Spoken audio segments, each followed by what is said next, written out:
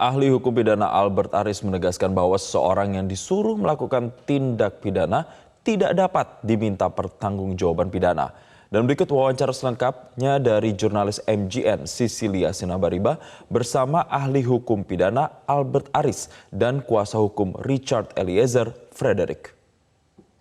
Menarik ketika tadi disampaikan bahwa yang digerakkan itu yang disuruh itu adalah mereka yang tidak bisa dipertanggungjawabkan. Bagaimana sebenarnya posisinya dalam hukum pidana untuk yang menyuruh dan juga yang disuruh ini sebenarnya, Mas Albert? Jadi orang yang menyuruh ini kan dia dalam kapasitas sebagai manus domina. Jadi dia menyuruh seorang lain atau manus ministra untuk melakukan suatu perbuatan pidana. Dan dalam konteks penyertaan, khususnya Don Plehen, orang yang disuruh ini tidak bisa dimintakan pertanggungjawaban pidana maksud saya.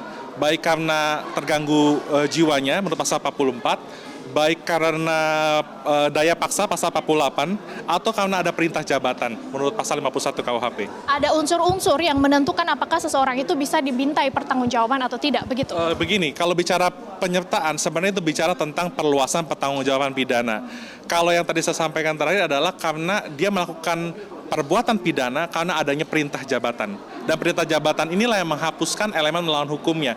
Kalau ada keraguan-raguan apakah melawan hukumnya itu bisa dihapus, membunuh itu bisa dihapus melawan hukumnya, dilihat dari kesalahannya. Apakah secara subjektif sikap batin yang bersangkutan memang melakukan itu untuk mewujudkan niatnya membunuh atau menghilangkan nyawa orang lain.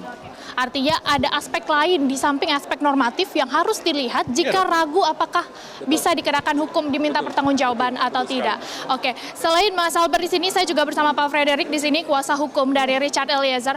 Pak Frederick juga tadi sempat ditegaskan, Bapak menegaskan sekali lagi bahwa Richard Eliezer menggunakan pasal 51 maupun nanti ketika RKUHP sudah ditetapkan tetap tidak bersalah begitu. Bagaimana sebenarnya konstruksi hukum yang hendak dibangun oleh pihak Eliezer?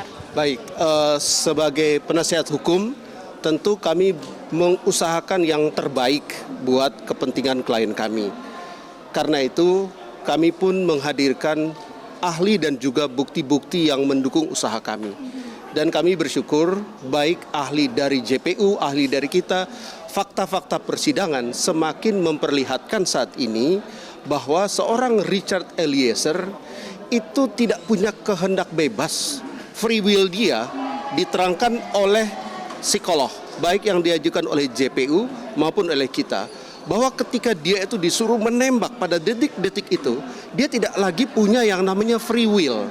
Nah, dalam konteks ini, menyambung apa yang ahli Dr. Albert tadi sampaikan, orang seperti ini tidak punya kehendak bebas. Ketika itu diserahkan kepada penilaian secara psikologis, maka kami sangat berharap dan kami berdoa supaya ada hikmat Tuhan di majelis hakim dan memutuskan yang berkeadilan. Artinya jika kita menghubungkan dengan keterangan saksi yang sudah disampaikan di hari Senin kemarin, itu kan non-hukum ya, Pak Frederick. Apakah itu kemudian bisa disambungkan dengan kesaksian yang disampaikan oleh Pak Albert tadi? Sangat bisa disambungkan.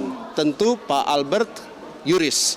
Tetapi apa yang dia sampaikan hari ini dalam beberapa titik itu berkaitan dengan apa yang psikolog itu sampaikan. Demikian juga pandangan dari seorang Romo ya, Romo Magni Susino. Bicara tentang bagaimana seorang yang berpangkat rendah kemudian diperintah oleh seorang yang berpangkat sangat tinggi. Dalam situasi seperti itu sulit sekali buat dia untuk menolak. Jadi kita tidak bisa hanya menilai ini dari segi normatif, tapi kondisi kejiwaan, kondisi etika, dan tentu dari alasan hukum ada hal-hal yang harus di-refer kepada psikologi. Dan kita bersyukur psikolog maupun kriminolog, bahkan ahli kriminolog yang dihadirkan oleh JPU mengkonfirmasikan bahwa Richard Eliezer sesungguhnya korban dalam konteks ilmu viktimologi atau ilmu tentang korban.